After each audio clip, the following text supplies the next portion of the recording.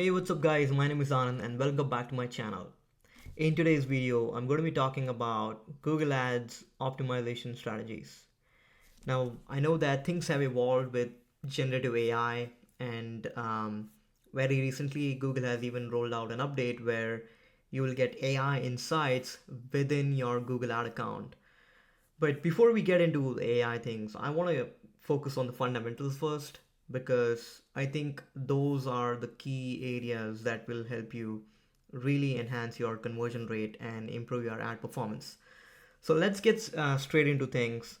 The number one, strategy or tactic that I would definitely recommend from day number one is refining your keywords. Now, if you are starting out with a search campaign, then you are definitely on the right track. Especially, you need to make sure that you are adding negative keywords.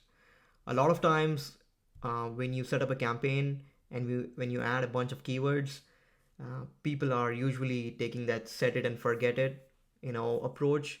But make sure that you review the search terms. Make sure that you are able to identify noisy traffic and exclude them. And that's where negative keywords come into play. The second aspect of keyword strategy is to focus on exact and phrase match.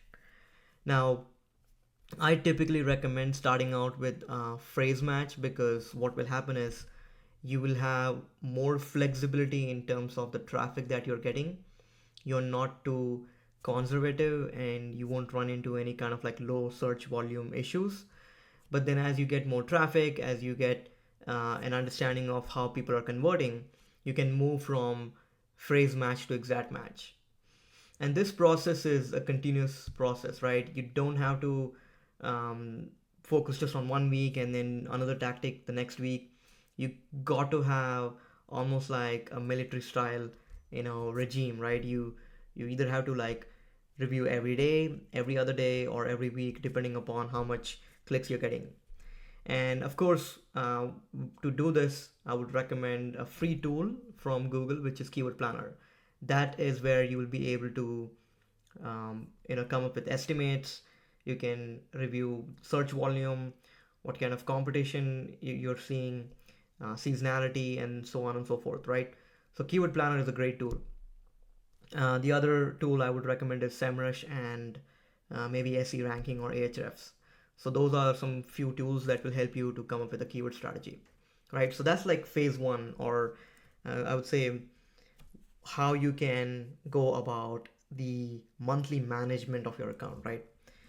The next one is in terms of who you are trying to reach, that is your audience, right? So in terms of audience targeting, there are a couple of options. The first one is again remarketing list for search ads. Now this is really helpful when you want to engage with people who are visiting specific pages within your website. So let's say you are a service business and you are driving traffic to specific service pages within your business, then you can create a remarketing audience and then you can adjust the bid for that particular audience and you can target them using search ads. This is a fantastic way to re-engage with your website visitors, adjust the bid, and you can even tweak the ad copy, which will ensure that you're aligning with those users because they are high intent, right? The next one is um, especially useful for e-commerce businesses. So you can make sure that you can only like on top of your typical keyword targeting, which is falling under signals if you are running a performance max campaign, you can add in-market audience. So that's another type of signal. Now this will help you to reach users who are actively looking for or researching for products or services in your industry. So again, in-market audience is applicable for search campaign and e-commerce campaign, but I would highly recommend using this type of audience so that you can adjust the bid based on people who are actively looking for those services, right? So that's again an option. The next one is custom intent audiences. Again, it's based on recent search history and online behavior. Again, it's a different type of audience, and you can obviously like use and try different combination, but RSLA and in-market audiences highly effective. All right.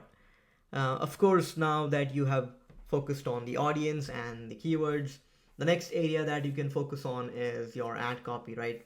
Now, this is where you can ensure that you can make sure that your ads are highly compelling and attention grabbing. Now, Google has rolled out a tool called as generative search experience um, on the organic side, but they are also rolling out it in Google Ads, where you can provide your website URL, few details about your business, and it will automatically write ad copy for you. Now that's fine if English is not your primary language. I would highly recommend writing your own headlines and descriptions, because you know the business well and you know what type of unique selling points work well for your business, right? So, and that brings to the second point: highlight your USPs. And then, of course, make sure that you max out all the ad extensions that Google has to offer, from site link, call out, call extension, location extension, promotion extension. There are so many extensions that Google provide. Make sure that you max it out so that you can take advantage of all that real estate. And then, of course, it's about tweaking A/B testing. So ensure that you are running experiments, you're creating multiple ad groups, and under each ad group, you have multiple variations of those ads. Let's say you have implemented all these tactics and you are in a position where it's driving conversions. Now you can move into the data driven smart bidding strategies, which is where you let Google's algorithm to determine how it needs to like reach an audience, right? So this is where you can set like a target cost per acquisition. This is really helpful for both service-based industry and any other like product industry, because let's say your average cost per lead is $50 and you cannot go beyond that. In that case, you can set your CPA as $50, right? The same is true for e-commerce, where you can set a target return on ad spend. You can have maximized conversions, and then you can tweak and go from there. One pro tip I would recommend is, anytime you're changing your CPA or ROAS, don't make a change that's more than 10%, right? Try to increase or decrease by 10%, see how that goes, and then go from there, rather than 50% or like doubling your CPA or reducing your CPA by 50%. That's going to cause a lot of chaos, right? So make small adjustments and give enough time.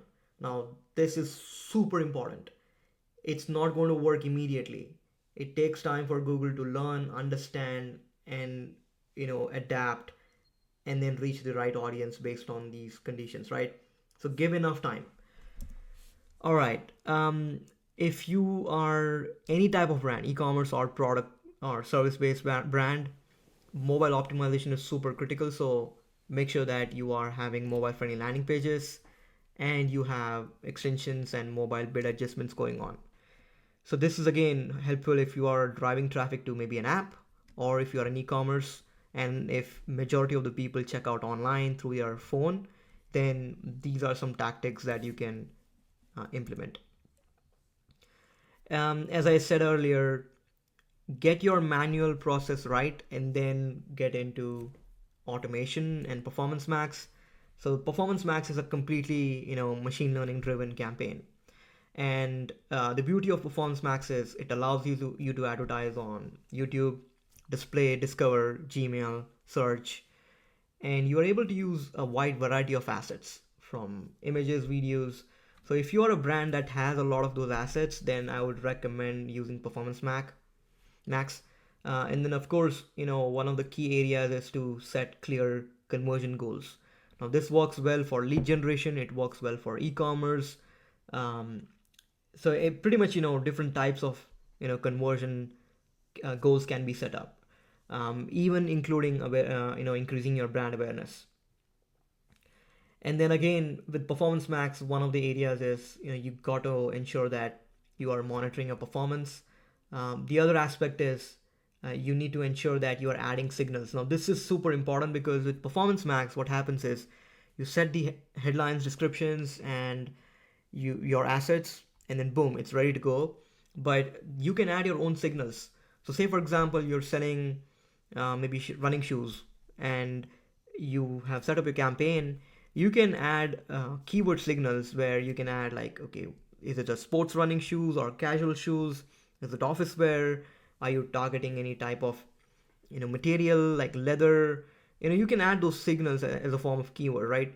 Then you can specify whether it's for people who are in market, or if it's like just a some other type of audience, right?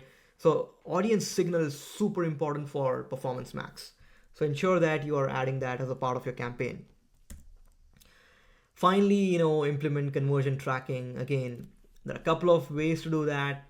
Conversion tracking by default using Google Tag Manager. Then you have Google Analytics integration, so make sure that your ad account and your analytics account is integrated. You can create reports using Looker Studio, and you can perform regular data analysis to ensure that you're heading in the right direction, right? So this is again super important. Don't ignore that.